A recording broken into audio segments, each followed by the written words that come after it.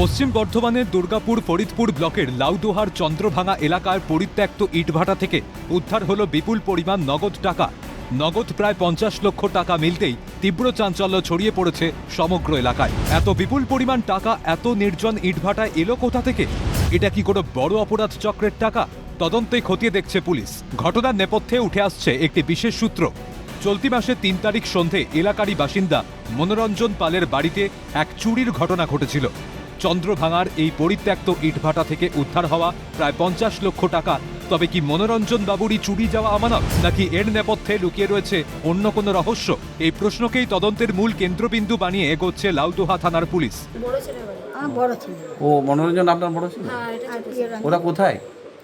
ওরা ব্যাঙ্গালোর গিয়েছে। আচ্ছা, ও চিকিৎসার জন্য।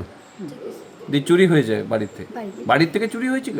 বাড়িতে আসানসোল দুর্গাপুর পুলিশ কমিশনারেটের police commissioner doctor Pranab Kumar জানিয়েছেন, পরিত্যক্ত ইটভাটা থেকে নগদ টাকা উদ্ধারের ঘটনাটি অত্যন্ত গুরুত্ব সহকারে খতিয়ে দেখা হচ্ছে।